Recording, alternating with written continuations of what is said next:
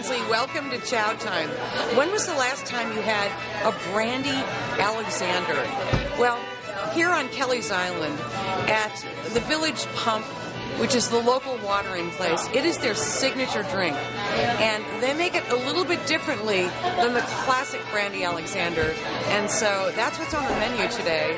And I want to introduce you to the Village Pump owner, Gary Finger. Hi, Gary. Hi, how are you? Good. Nice to see you. Nice to meet you. Thanks for coming over. Tell me, why is the Brandy Alexander your signature drink? Well, I'll tell you, it started years ago. That's the way my grandma, that's her recipe. So she's owned the restaurant back in the 40s and 50s. We're the third generation, and that's how she taught us to make it. And actually, the Brandy Alexander came to fame, they say, in 1922 in England, when it was the drink that was invented specifically for a royal wedding between a princess and a lord. And it became very famous in the royal families, and then it quickly spread to America, and it was huge in the 1940s in America, and we're going to learn how to make one. Okay, make me a Village Pump Brandy Alexander. Okay, I'd be glad to. Okay. Well, first we start with equal parts of dark cream de cocoa and brandy. Then we take ice, put it into our blender, like so. Right. And then smaller ice is preferable because it blends up. And then we use an exact measurement of about like that. That's a lot of booze in there. Yes, well, that's why it's always a good drink. A lot of people don't think it's that strong because it tastes so good. Then what we'll do is French vanilla ice cream. We'll put it in that order, we'll put that on the top.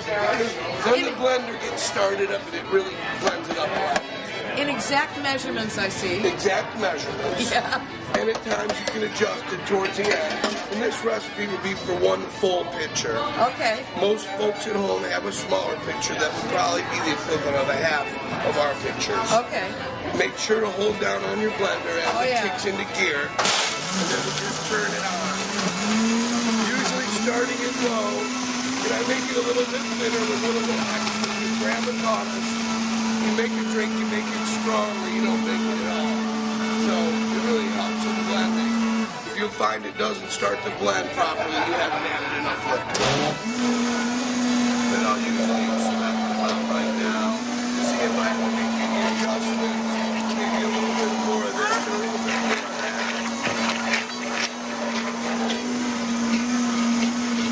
You got that one. Maybe a little bit more ice cream. Again, we usually portion it out like so. And it always tastes good in the summer. It's a frozen Brandy Alexander, and that's the way we make it here on the island. Always tastes good and people like to enjoy sharing. And then I'll get our pitcher up here like this. Pour the brandy in here, and we'll see how close our measurement came out. Oh, you've done this before. Well, I've done it a couple times, yes. And it's always good to the last drop.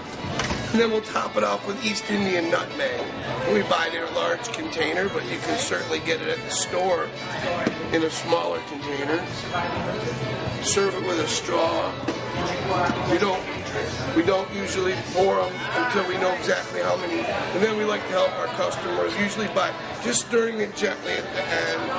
Usually you find that it comes out just like so. Well, you have to have one too so we can toast. So I'd be glad to.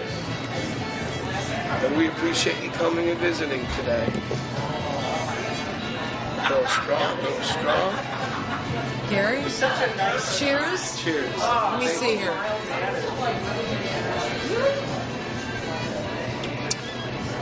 Wow. It's a drink and dessert all rolled into one. I'm thinking I'd like to call it Alexander the Great. Thank you. It sounds like a great. You know what else is very interesting? This was John Lennon's favorite drink. He always drank Brandy Alexanders. In fact, the big joke with him was he would call it his milkshake.